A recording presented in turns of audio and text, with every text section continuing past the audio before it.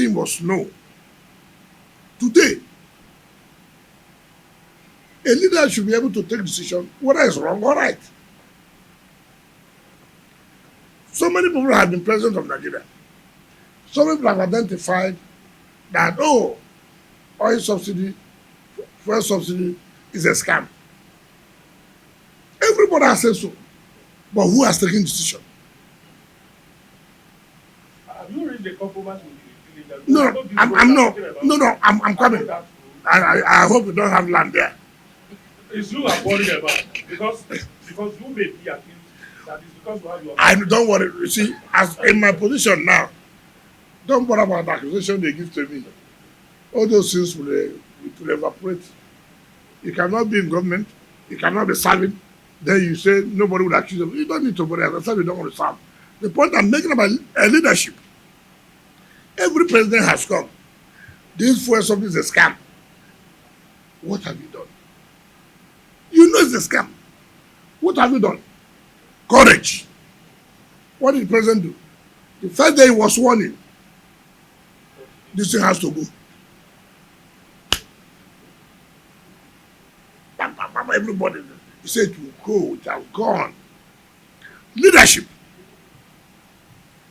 The ability to take decision. It doesn't matter people who may be angry. No decision will favor everybody. But to the greater majority of the people, today that decision he took has made more money available to the states. So the point I'm trying to make, I said, go and call your chiefs. That road will pass through. If you like, come from here till night, it will go through. It happened in this place where we don't want to commission English. That's one of the things that made me to remove the ears. You awarded the contract. So I went there. And where does this road link to? You cannot do a road that does not link to anywhere. Do you do a road to link just to my house? No. I said, let's go there. We went there. So why is this? He said, oh, these community people, they are making trouble. And then you allow us to award this project. Get out. Get out. How do you want government to operate that way? No, government will not operate that way. So I sent the new man, go and tell those people that this road will pass through. I called the chiefs. I called all the administrators. I called us, okay, I'm going to relocate you. Even if the compensation, I made it 200%. I traveled to Milan. The company called me, look, they are not going to meet up because the communities have refused. I called the acting ES. You are from Abuja, I said yes. You are the acting ES, yes. And your people are stopping government from doing good that will benefit them. It means that you will lose your job. I'm going to make sure you go back, and I'm going to transfer you to a place where you will see where to work. So you better go and tell them, as I come back, I'm going to supervise that demolition. I came in, I flew in from Milan that same morning. I went there to come on, demolish it. What happened? Then I came. Oh, sorry, sir. Give us some time to park. I said, no more time. I've given all the time required. People started writing, well, no human face, no this. I said, what is human face here? Today, I was about to commission that project. Go and see the jubilation. So I would have, stayed clear because they threatened this will happen. You see, leadership doesn't work that way. And today, it's not beneficial to them. Those who are living there now, go and see that place now. You can't even buy a social amount of money. That's what you must take decision. But I think we can just get something else. We bring this one up, and it's a follow-up, a rider to a video chat you had sometime back, talking about the primary school teacher in the FCT. And your intervention then was to withhold 10% of the IGR and set up a committee. Now, between then and now, we're curious to find out what the committee up to in terms of that. Well, the committee has made their recommendation, and today, the 2nd of June, The permanent secretary treasurer is already working out how much they are supposed to have by their own. So normally is the beginning of the next month, right? That we're entitled to assess our Nigeria. Because it's not when Nigeria is paid, you assess no. It's there for 1 month. Then you'll be able to know this how much you got for this month. And then you move 10% of that for the area council. So I'm sure by the time we would have finished this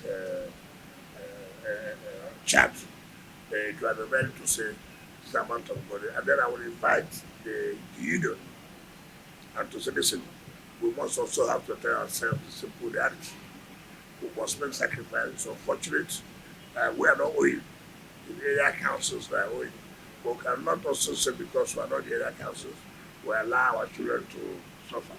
It had happened last time where we brought 60% of our money to, to cover what they are owing, let them be 40%. But again, that tells you about leadership at the local area. I don't have the power to sack any council chairman. They are elected chairman. I cannot do that. I cannot do that. Even some of these measures we are taking can be challenged in court. But however, you need to take these measures. You need to take the measure to save the situation on ground.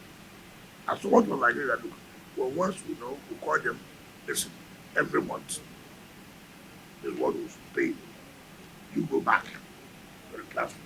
We are not going to give this money directly again to the chairman of the area council. The committee, to be headed by the treasurer, is to pay this money to the teacher. So I have a repeat. But people can challenge you. Under what law do you have that power? You see, when you follow this law, so many things will go wrong. When you follow, how do I feel now? To whose advantage?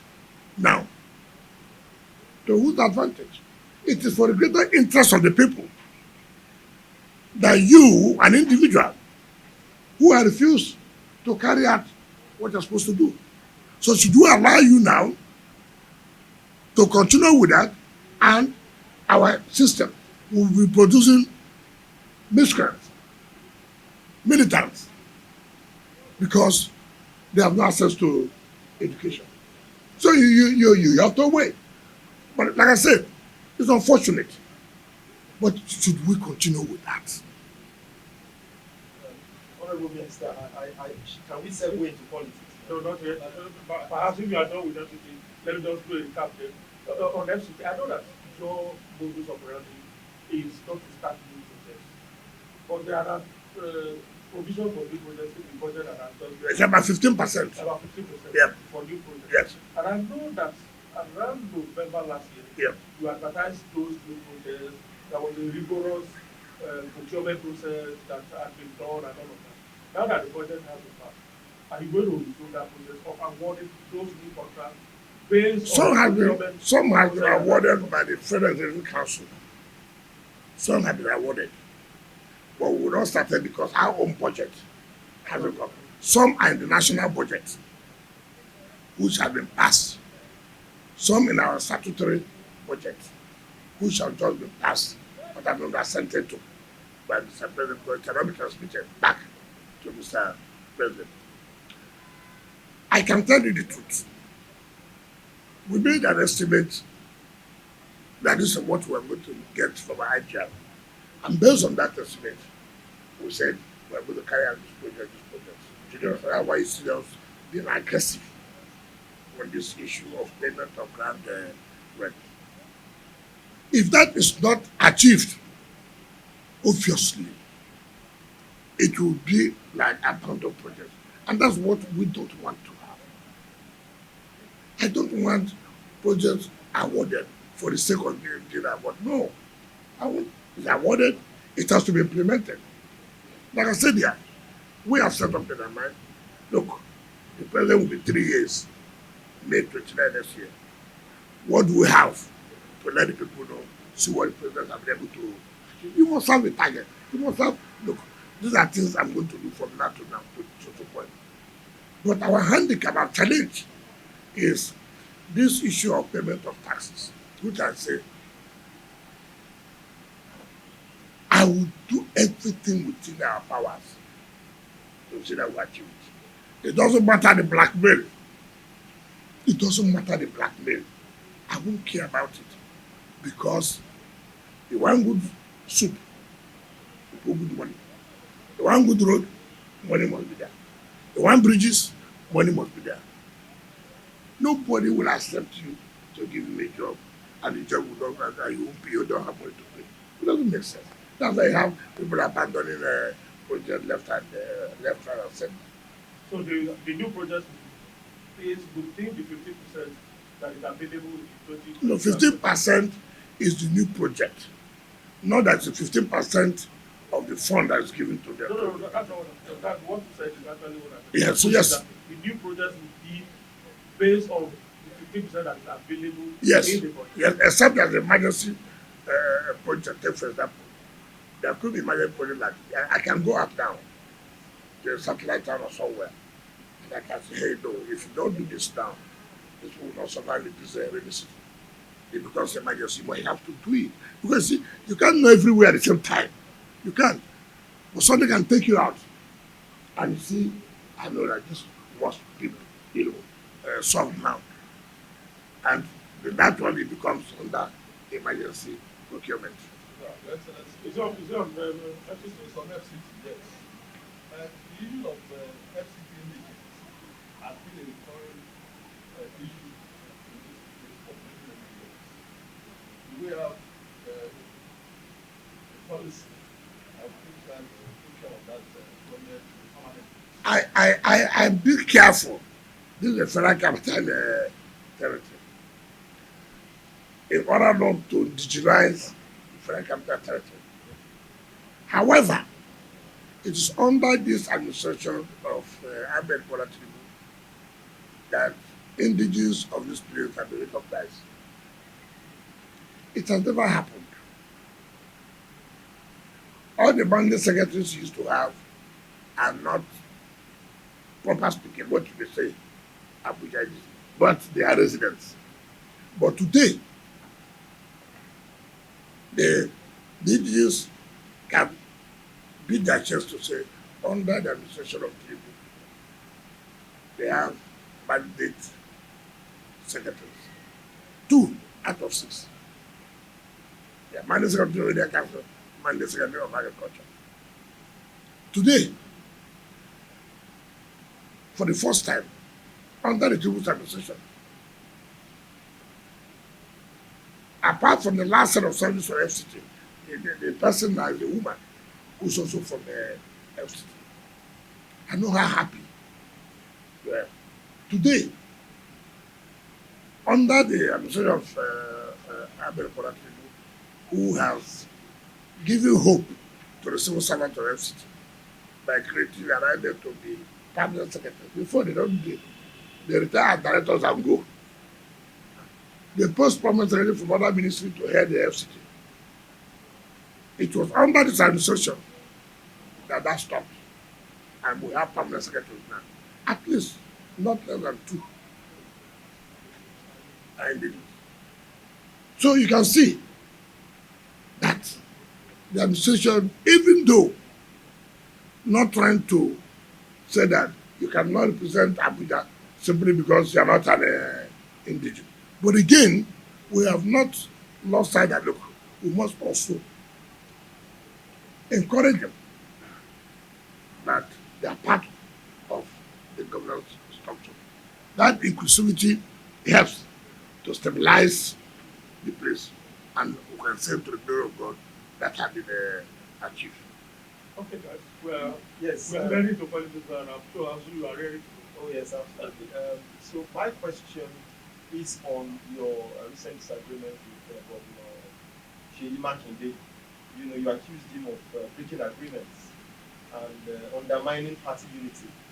His camp has said that you are a saboteur, that you have sabotaged, that you are sabotaging the party. In fact, they have described you as a wrecking ball. How can you stay in the the APC government and undermine the party that he I did not accuse Makinde that I said that we had a meeting and we had an agreement. That meeting was held first of all in Lagos by myself, himself, the former governor of Abia, former governor of Enugu, the former governor of Benue. That meeting concluded and said, look, let's move on, allow this so that the party can be focused. Then we came back, and there was supposed to be a meeting in the former Senate President's house, Bukola Saraki. But before that meeting, that particular date, we also met in my house in Abuja, where we reiterated that we have agreed on this, so let's move. That encouraged me to also attend the meeting in Bukola Saraki's house, and where we agreed on items and items and items. And then there was a meeting called by the Chairman of Governors Forum. In fact, Chairman of Governors Forum was in that meeting, and where I was encouraged to attend the meeting. And I attended, and I met them. But it was to my dismay, and that what we agreed is not what is coming down. And by my investigation, which I said, you're my friend, it is not fair. We agree on something, then somehow it turns out different. What did you agree on? First of all, we all agreed that Sabayan, by the Supreme Court judgment, is the secretary of the party. I thought, let us not allow the party to have rest. You see, forget about those who will abuse you. Yesterday, did they abuse me? Did they abuse me yesterday? They didn't abuse me yesterday. So don't worry yourself about people abusing you. They will hail you. You are the one who's carrying our party. You are this and that. Why did I say that? Because most people do not know. And when you don't know, the public is not aware. All they say, oh, this happened, this happened. So it's good to let the public know. See where we are. See what happened. See what did not happen. I read what one of his boys said, accusing me, all kind of. Did you deny what I said? That is something matter. It's not about I'm a spoiler, I am this. Those are names you can give to anybody. Deny what I said. We did not agree. We did not meet. That is the issue. You can rain curses on me, no problem. In politics, if you don't want to be abused, don't go into politics. Honorable Minister, you said something. Sorry to Yes. interrupt, but you did say Supreme Court ruling. Judgment, not really. Judgment. Now, it gave some bit of ambiguous interpretation to a lot of people who are saying the Supreme Court is saying that the lower court does not have the jurisdiction to determine party leadership. See that's what no. You see, that's the problem we have. Who went to court to challenge that Samayahu is no longer the secretary? Who went to court? It is Governor Sheyi and his people and Bada went to court. And the State High Court, the State High Court said yes. By him running for the gubernatorial election in Imo State, that is due to have resigned. Samayahu went to Court of Appeal in Enugu. There was split judgment of 2-1. Samayahu went to Supreme Court. And the party also went to Supreme Court challenging that decision. The Supreme Court said, look, first of all, the man who went to court, what is his locus? Assuming there's even a crisis, it's within the internal affairs of the party. And therefore, set aside the judgment of the Court of Appeal. When the judgment of the Court of Appeal is set aside, what does it mean? Are you going to deny me the fruit of my labor? Now, What is the subject matter? Assuming though not conceding, National Secretary position was not zoned to southeast. We didn't zone to southeast. It's zoned between the north and south. And the south came back to want to go back to zoning. To say, okay, look, since Secretary came here before, let it go here. But not as a party, national party, that it was zoned to the south east. It doesn't stop anybody from vying for that position. But what it means is that, yes, that look, for us to work together, allow them to bring the secretary. We went to national convention. And he was elected. Not appointed. He was elected by national convention. Now you now go and sit to say, oh, the Southeast has said he should no longer be secretary. Who says that? And somebody was elected in the national convention. People just give all kinds of misinterpretation, say everything that they want to say. It's not correct. So the state of national secretary was not artificial zoned to the south. No, there's nothing that we have never zoned regional. We zone north and south. Then when they zone to south or they zone to north, like the national chairman was zoned to north. When the north now met, they said, okay, let it come from north central. That's how you came. Then how you came and left. Now, the deputy national chairman of the party, by the constitution of our party, should be the one acting in order not to deny that, not of their chairmanship position. It is that. Now, when the North Central came up to talk, I said, no, you cannot appoint somebody to preside over those who were elected. It must be by election. How can these people who were elected, National Working Committee, you say North Central brought somebody when it was the entire country that voted for the national chairman, even though he comes from a particular region. Now, to tell you how funny they are, they said they had a neck meeting, which is not correct. Look at the constitution of the party. Who issues notice of neck meeting? Secretary of the party. And he never issued any notice of any neck meeting. The deputy secretary issued. How could he have? That's the point that we're making. How could he have? Under the law, the secretary is available. The secretary has not died as they want him to die. The secretary is not sick.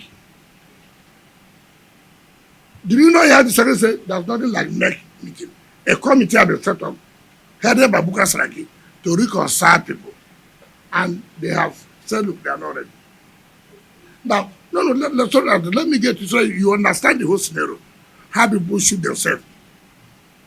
They set up a committee to go to INEC to verify, indeed, whom the INEC recognize as national secretary. INEC told them plainly, in fact, who led that committee that was the governor of Enugu State. The governor of Enugu State, Peter Mbak. He was one who went to INEC, and INEC told him point blank, we cannot recognize anybody other than Sam Ayamu. 2, who signed the correspondence to INEC about the PDP's candidate for the 2025 election. It was the national chairman and national secretary, that's Sam Ayamu. How could he have signed something yesterday which INEC had recognized? Tomorrow you go a whole meeting that no, he's not the national secretary. Now you see the dilemma. Why most people are running away from PDP. And if it were you, I want to run an election. And the law says, our party constitution says, look, it must be signed by the national chairman and national secretary to INEC. The two must sign, not one person alone. And INEC cannot accept any correspondence from the national chairman alone. The two must sign. Now, as somebody who wants to run an election, I have a fear. Take, for example, we have the area council election in Abuja, February. The primaries will be this June, right? And candidates have emerged. Who will sign forwarding the names of the candidates to INEC? So will I take that kind of risk? Where INEC will reject. I will not take that kind of risk. What I don't understand is, yes, I mean, up to 2023, you were a full-fledged member of the, well, you remained firmly in the PDP and fought all your battles within the PDP. Yes. Now, here we are in 2025. Yes. You are you are still a member of the PDP. Yes. But serving in the APC, why don't you stay in PDP and fight the battle and take and take ownership like you did in the past? What am I doing now? Oh, you are serving the APC government. No, you are making a mistake. In 2023, did I not tell you I will not support your presidential candidate? Didn't I say so? I said on principle of equity and justice and fairness, the presidency should go to the South. If it does not go to the South, you cannot have the national chairman at the same time. You therefore take one and give us one. Impurity. Because they were having a romance with the present government then, believing that Atiku will win. They said to hell. I said I was not going to support. So why did I not leave the party and join APC? Of all of us that time, as PDP governors today, as the so-called leaders today, who produced House of Assembly, 100%. Who produced National Assembly, 100%. Who produced governor? Who? Ask them in their various states. How many senators do you have? How many assemblies do you have? Do you have a governor? No. Take for example, Honorable George supported Labour Party. I said I will not support. There's no likelihood that he has a chance to win the election. I'm a politician for Christ's sake. I read it. I know it. You can't tell me, oh, because I don't know. I won't do that. This man, even if we support, he can't win the election. Forget about this sentiment of this. It will not work. So, Honorable George, and some of us, we say, look, everybody, you have to support a certain candidate. Choose whoever. We all agree. What is the offense I've committed that I supported Bola Ahmed Tinubu under APC? If I was playing anti-party, then PDP wouldn't have won for governorship. PDP wouldn't have won National Assembly. PDP wouldn't have won House of Assembly. Our state was the only state in this country, in PDP, that gave PDP that kind of victory. Now, you are talking about me. I never collected ministerial position without writing to the party. I wrote to the zonal. I wrote to the governor. I wrote to the national party. I challenged any of them. Whether they have said, no, don't take this position. In any case, how would they say so? When the government wrote to the governors and the rest to nominate people for appointment of board, all the governors wrote. Nominated names. I can show you the names. So if you, in PDP, can write to APC government, submitting names, so what is wrong in me, a PDP member, also working? What kind of a life is that? You go and lobby the president to give social appointment. You come out in the daytime, oh, he's working with the APC. Bala Mohammed, he was APP. When Jonathan became president, they made him minister of FCT. They didn't know that. When Obasanjo won the election, he made late Bola Ige, who had Alliance for Democracy AD, he made him Attorney General, the #1 position, the only minister recognized by the Constitution. So, not the PDP gave the appointment. 2010 to 2015, they gave to some of the APP, who now changed to PDP. Nothing happened. Nobody shot anybody gun. Now, something I worked for, I did not hide it. I said, I will not support this impunity. I'm going to support this.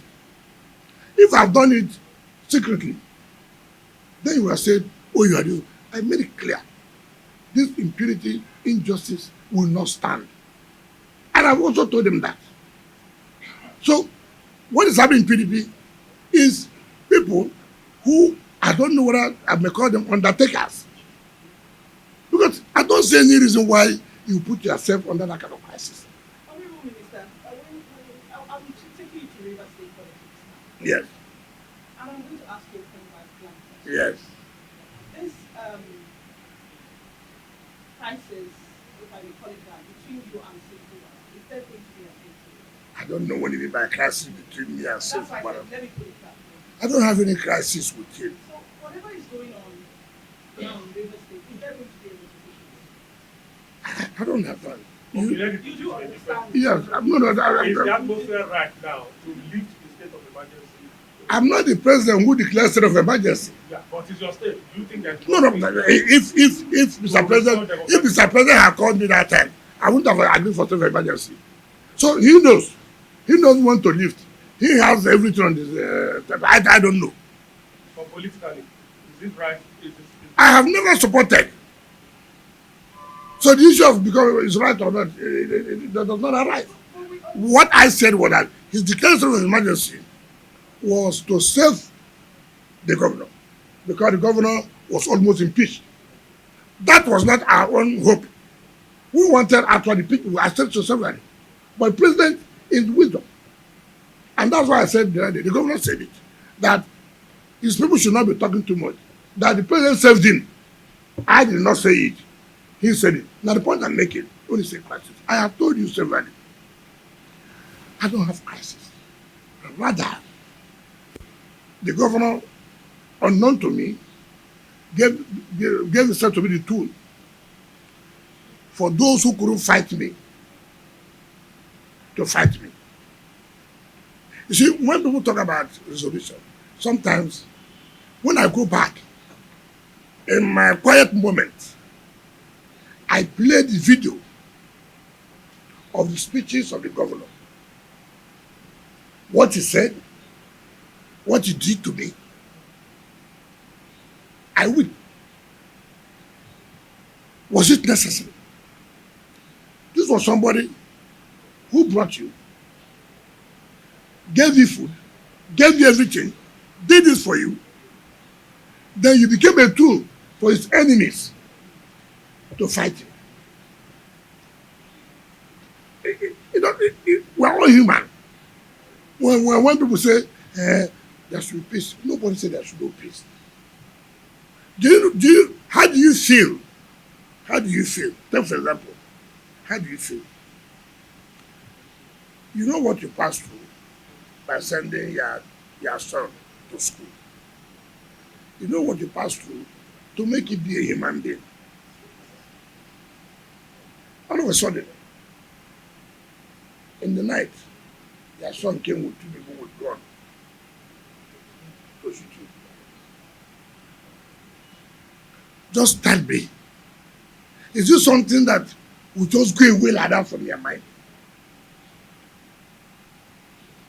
You made sure you gave your son good education. You made sure you provided food for him. You made sure he didn't lack. You are ready to sacrifice everything you had, and you made that sacrifice. In the night, they said the armed robbers. Who are the armed robbers? Your son is the one carrying gun. Your time is up. Somehow, God helped you. He didn't die. Now people come, carry your son, come and beg you, you know, is their son. I agree. But He you said see, you even held your leg. it's not correct. There's never been a But they time. are so remorse. So, Where is the remorse? Hasn't met with anybody. You see, I have told people this politics of television, the politics, I feel so bad. Each time I read these things, I feel so bad. Because, yes, once Governor Dapo Biodo, Governor Feboy, and one of the leaders from the Southwest, he came to my house, brought Carry more shut up. yeah, okay, brought him. I said, listen, he's ready to make peace. This and that. I said, I don't have problem. If you want to make this, he has the yam, he has the rice. He said he was traveling, he traveled. I have not seen him since that day. So when people talk about it, I don't laugh. I say it is not to go on television to say, I don't know. Okay, will you make peace without the assembly members? Will you make peace without the leaders of the party? Will you make peace? You see, I try to be honest to people. I have said so. The mere fact that Mr. President to look, make peace. It will be difficult for me to disobey Mr. President. But you should also know that it's not water that is flowing here, it's blood. Now, I gave the analysis here, which none of you tried to ask. These are people who vowed that you will never be governor. These are people who petitioned the EFCC. These are people who, simply because envy, how will you bring wicked down? Then you provided yourself as I'm going to bring wicked down. I have told people who do not understand what betrayal is, may they be betrayed 10 times more than this. That's my prayer. I have told you here, we want peace. But you must show that the peace you want to is for your mind, is genuine. You are taking steps. It's not every day you're on television, you're on radio, peace is ongoing. It's not ongoing on air. How is it flying? Nobody has found that. You just hear, oh, it's ongoing. Oh, I'll settle with my guy. Or I'll settle with my former guy. As I speak to you, I've never seen him. So I don't know what is happening. I don't know the strategy people are adopting. So that tomorrow they will say, we don't want peace. Nobody. I've called assembly. Minister.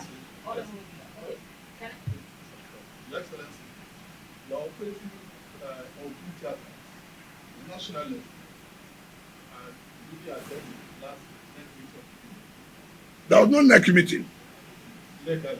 No, I don't know about it. So I should attend illegal. So, and then, secondly, you are operating also in Rivers. Is there a possibility of, is there a possibility at all, if you look at it, because now the emergency is so expired, is there a possibility of you reconciling with the governor of Rivers? That's the first part of the question. Second part of the question is that we are moving towards 2027. How do you see your future? What is my future? Well, the PDP. Was I not in PDP before? Am I not in PDP? What is my future? Listen, I've told you this thing. Is it because of Aswaju presidency? Is it what they're talking about? Yes, it's important. Why do you have to ask me that? Don't you know that You said that you want to run against him, in fact. So are you not aware that I will lead the campaign in River State? Why you want me to say no? Are you not aware that he did not get up to 10% here, but he will win here? Are you not aware? So you don't need to, don't be asking me question. You know. You know. You are going to lead the campaign. Of course. Is that hidden? Honorable Minister, sir. Just for a press conference. Because I have said the South must produce the president. Honorable Minister. Now, aside from all the political talk, the average Nigerians have been complaining of hunger.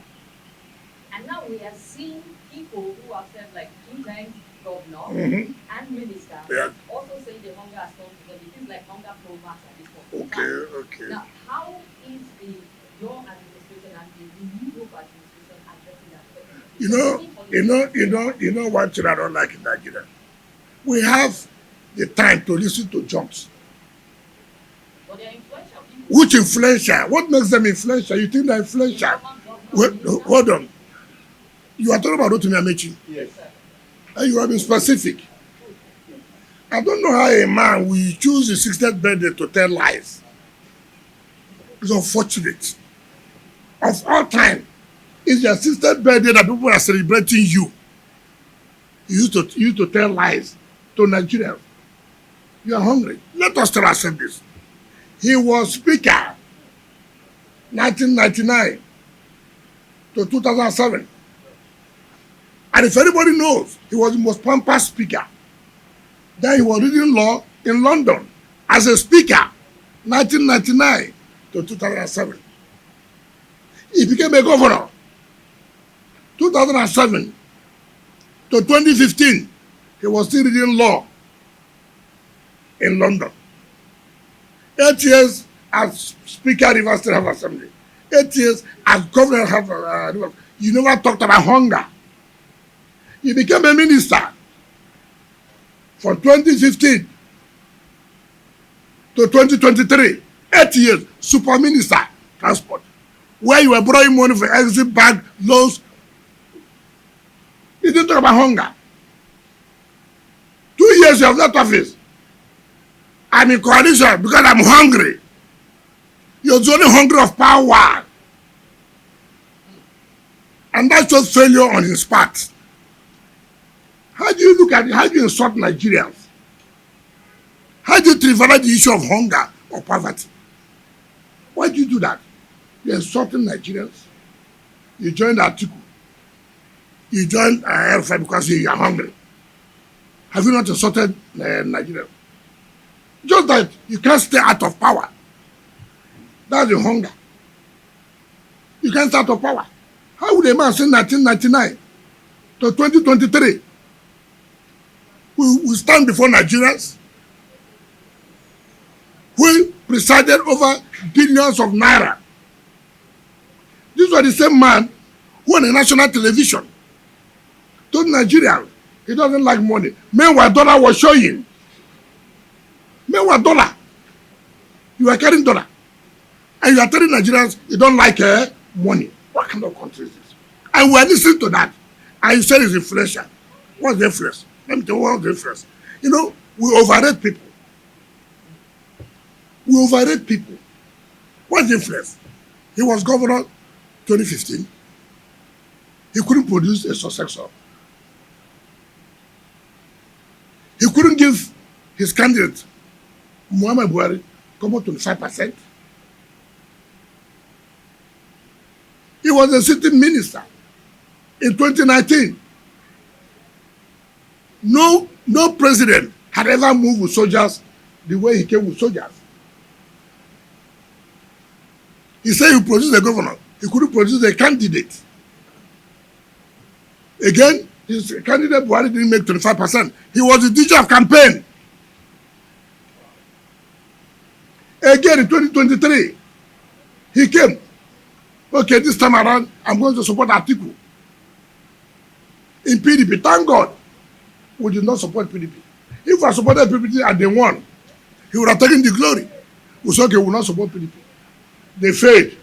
They didn't even get 10%. So what is influential? It's just because, you see, look, I thank God he is in a coalition. I want that coalition. I've told Nigeria, look, I don't like this talking. Let this coalition, let them form as a team. Let them start from home to start moving the president to. What is that you remove? You start from their home to remove him by making sure president loses the election. How could somebody come out on national television and tell Nigerians, if we want to remove the president now, we can? Is it a military coup? The word that word removal links to dictatorship, to the military.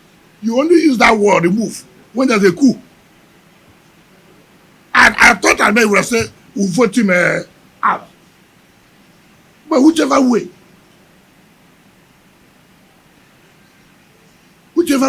why would a man not talk about, you saw what happened in this country in 2015, 2019.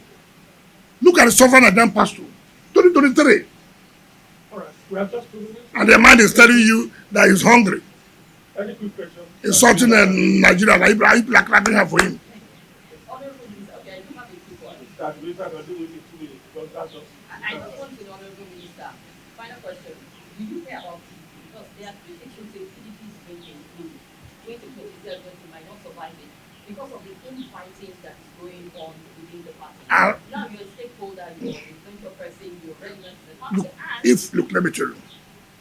If I say something about PDP today, they are telling me, let them, I know you're not the one to lead me to let him leave the party. Let me tell you, because some people want to kill it. We say it will not die. We'll make sure they will not die. That's why we don't allow them to get what they're talking about. So you will say That is to tell you, okay, look at it. If it's a party, leadership problem, look at it. You won't tell me that you didn't have intelligence that data will go. You won't tell me that you didn't have intelligence that was in the Akpoti-Uduaghan. Now, leadership. What do you do? Should you allow this to happen? No. Send a team. But why are you doing this? No, you're making a mistake. This. Impunity. Let them go. Let them go. You know, it's opposition does not do impunity. No. We try to see beg, put everybody together. You don't say, let them go. Let me tell you, they are just playing the gallery. I cannot do that. The more you look, the less you see them. All these people shouting. I just give you some time. I came out. You have seen me here. I said I will support that. So I didn't say that. I didn't support these people. The way we won other elections, that time we will win. If you don't understand me, I'm not a liability. I'm an asset. Whether you agree or you don't agree, I'm an asset. Whether you want to die, you don't want to die, I'm an asset. It doesn't matter. You may not like me. If you are liking it, has nothing to make me not to be. I'm an asset. You have not said what you want to say about people. At the appropriate time. At the appropriate time. We just have to go down. We know national assets. Yes. Minister. This is an asset to PDP. It's also an asset to APC. So you're a national asset. I'm a national asset. I'm an asset to making sure that Tinubu wins the second tenure. All right. Thank you very much, Honorable Minister. Yes. Very good, Thank you.